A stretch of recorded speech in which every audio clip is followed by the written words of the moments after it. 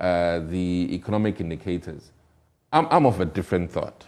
I mean, and I've always been like that since I've been following these ratings. I'm a student of Warren Buffett, and he says that the score lines are not very important when you are really in the thick of making decisions. And why does he say that? He's a long-term investor, and his reasons for not making decisions based on ratings is the fact that when you make managerial decisions that are heavy, in the interim, the rating agencies might not necessarily appreciate the decisions made by management. And as such, if you manage your company based on ratings, you're going to be in trouble. And rightly so. We had the Enrons that had A+ ratings and dipped overnight. There are numerous companies that had very good scores and dipped. But there are, I'm not trying to curtail your train of thought, but there are exceptions to every norm. And the fact that Enron suffered what it did doesn't mean that the ratings are not plausible. No. And don't get me wrong here. What arguments I'm making is the fact that, listen, we are in a situation where ratings are definitely important. However, Ghana's economic trajectory has been hit by a number of things. Lastly, the disagreements in Parliament with regards to how government can raise some revenue. And I kept saying that, you know what, whether the opposition likes it or not, when we tank together as a country.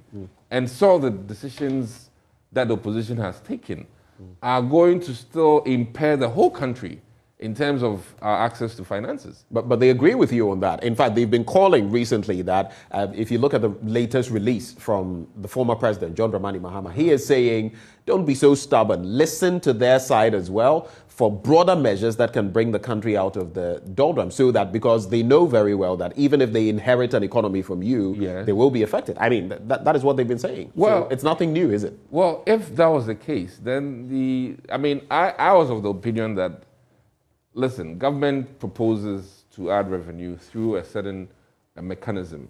You've shown your disinterest, your dislike for the process, which is the, raising or mobilizing funds through the E-levy. Right. Fair enough. Once you've done that, let's be mindful of the fact that if we don't move the process along, these are the kinds of results we're going to get as a nation. Because right now, Fitch, Moody's, S&P, bank on one key thing: how much revenue government is going to make, and then what's your indebtedness. And these are the very core, rationales or reasons where we are, why we are where we are. But with that said, let me add a key thing, that the investments in education are very difficult to quantify in terms of the real returns. And that is a huge chunk, one of the flagship programs that the president has embarked on. Are you talking of free SHS? Yes, and that, by all means, any country in the world that has embarked on human capital investment has suffered some of these consequences. And I think that, so be it. In 10 years, we will see the huge benefits to these kinds of investment that the president... You've technically not answered my question. So when it comes to these ratings, do you agree with them or disagree? Do you think they got it right?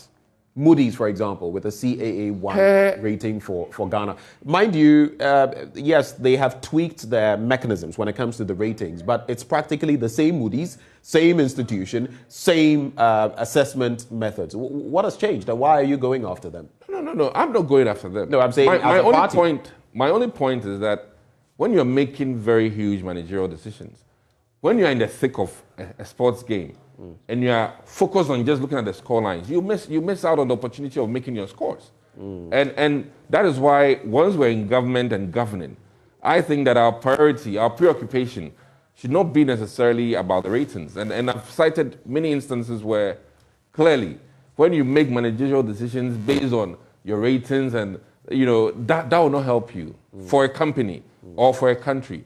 And Ghana has made a huge sacrifice in the past 5 years with regards to our human capital, our human potential. And I really think that it's unfortunate. It is not measurable in terms of these indicators. It's not. Okay. And it's not just us. Many countries that had at some point, like the Singaporeans, who at some point had decided that, listen, let's hit hard on our human capital and made sure that they invested in training a lot of skilled workers. During those times, they were not rated very well in the S&Ps, Moody's, or Fitch. But over time, when they started realizing the gains of those investments, the ratings became. So that is where we are now. And I really think that, unfortunately, one, at this point in time, our difficulty is trying to show that we can, clear our indebtedness appropriately.